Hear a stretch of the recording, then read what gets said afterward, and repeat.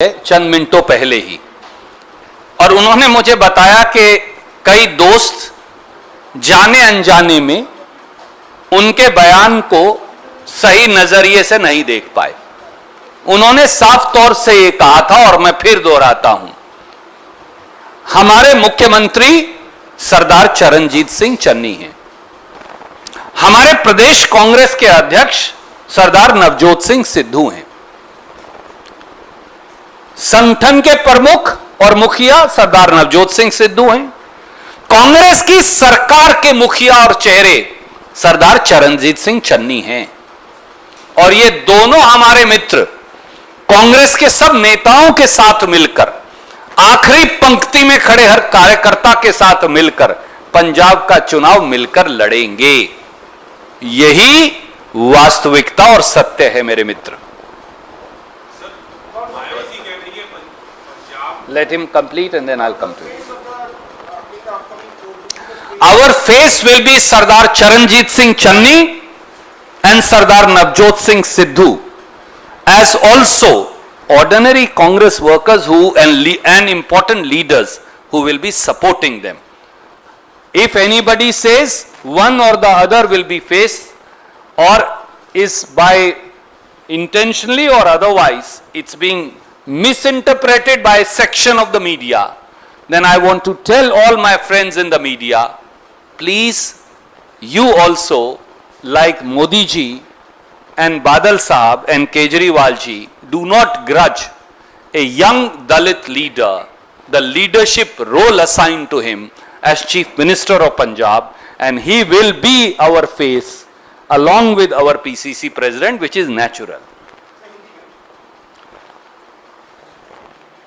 आदरणीय मीडिया के उन सारे मित्रों को जो कई प्रकार से जाने अनजाने में भ्रांतियों के शिकार हैं, मैं ये कहूंगा, भगवान के लिए, वाहे गुरु के लिए कृपया करके एक नौजवान दलित साथी जो कांग्रेस के पंजाब के मुख्यमंत्री सरदार चरणजीत सिंह चन्नी बने हैं, उनके बारे में कोई भ्रांति मन में मत रखिए।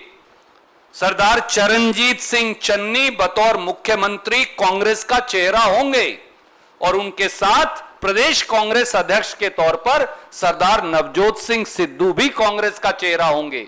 और वो सारे महत्वपूर्ण नेता जो बहुत काबिल हैं, जो गुणी हैं, सक्षम हैं, वो उनके साथ कंधे से कंधा मिलाकर कांग्रेस को जिताने का काम करेंगे। घबराई हुई भाजपा, बसपा, अकाली दल और आम आदमी पार्टी झूठ बोलना, भ्रम फैलाना, दलितों का अपमान करना, दलितों पर आक्रमण करना बंद कर दे। सुश्री मायावती जी का हम सम्मान करते हैं, वो बुजुर्ग हैं हमारी, तो सुश्री मायावती जी को मैं विनम्रता से हाथ जोड़कर कहूंगा, वो भी घोषणा कर दें कि अकाली दल बादल और बसपा का मुख्यमंत्री दलित होगा। चुनौती है, करिए।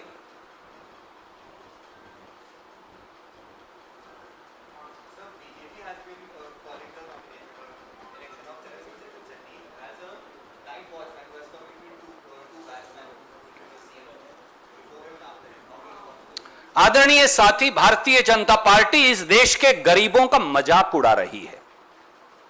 वो अमित मालवीय हो, वो भाजपा के दूसरे नेता हो, उनको शर्म आनी चाहिए, चुल्लू भर पानी में डूबकर मर जाना चाहिए।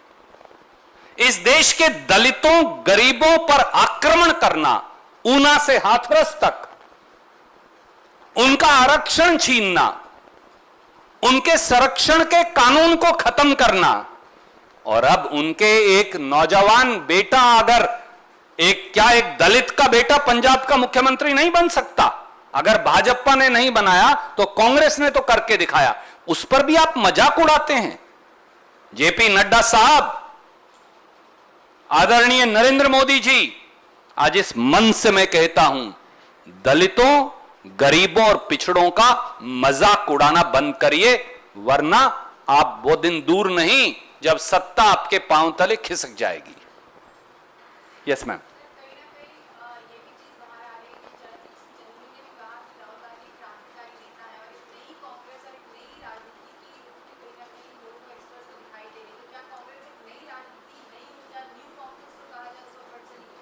आदरणीय मित्र,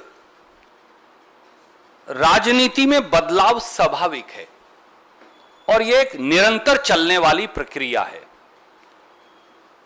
कांग्रेस अध्यक्षा सोनिया जी ने, राहुल जी ने अनेकों बार कहा है, हम तजर्बे का सम्मान करते हैं। राहुल गांधी जी का यह मानना रहा है और उन्होंने सार्वजनिक तौर से यह कहा है कि तजर्बा और तरुणाई दोनों का मिश्रण ही कांग्रेस का रास्ता है।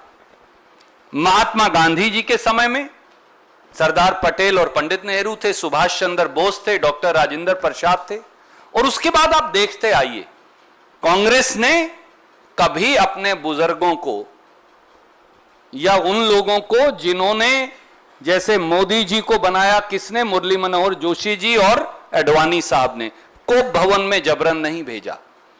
बुजुर्गों की जगह है, उनका तजर्बा है, उनका मार्गदर्शन है और रहेगा, पर नई पीढ़ी को मौका देना चाहिए और देना पड़ेगा। इसलिए कांग्रेस तजर्बे और तरुणाई के रास्ते पर चल रही है। Yes sir.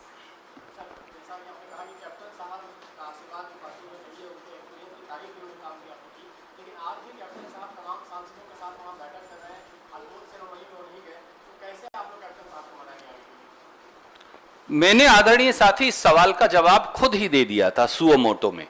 कभी कभी वैचारिक मतभेद नहीं, थोड़ा थोड़ा मतभेद हो जाता है, परंतु उसका मतलब यह नहीं। कैप्टन अमरिंदर सिंह जी को मान और सम्मान कांग्रेस पार्टी ने लगातार दिया। 2 बार प्रदेश कांग्रेस कमेटी का अध्यक्ष उनको बनाया। 10 साल तक, 9 साल 9 या 10 महीने तक वो प्रदेश के कांग्रेस के मुख्यमंत्री रहे। कांग्रेस पार्टी ने हमेशा उनकी राय ली है, उनका सम्मान किया है और वो बहुत एक परिपक्व नेता हैं। व्यक्तिगत तौर से मैं तो उनका बहुत सम्मान करता हूं और पार्टी भी करती है। राहुल जी, सोनिया जी ने हमेशा उनकी राय ली है, परंतु समय का बदलाव है और बदलते समय में एक और पीढ़ी के एक और साथी को मौका देना स्वाभाविक है। और खुद कप्तान साहब ने आगे बढ़कर उनकी तारीफ की है, उनको मुबारकबाद दी है। मैंने सिर्फ यह कहा है कि उनकी परिपक्वता और तजर्बा हमें मिलता रहेगा, ऐसी मुझे उम्मीद है।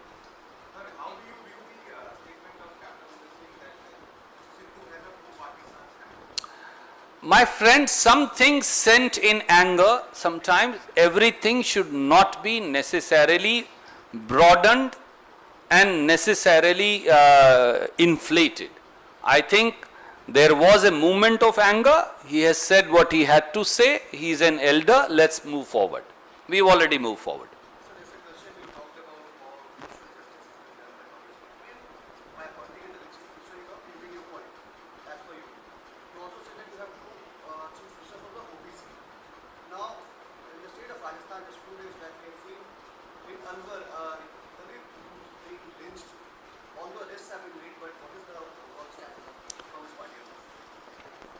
My friend, if you look at the record released by National Crimes Record Bureau, the picture will be clear before you. Which are the states which are infamous for crime against SC, ST, OBC? Why is it that for last 7 years every BJP ruled state is on top? Crimes can happen in any state. Crime prevention is our duty. We will continue to do so. Despite crime prevention, sometimes a crime can happen. The litmus test is, in Alwar, those who attacked were arrested, sent behind bars, will be charge sheeted and given harshest of punishment. But in Hathras, the family is still crying for justice after a year. That's the difference between Adityanath and Ashok Gehlot, the BJP and the Congress party. Thank you, guys.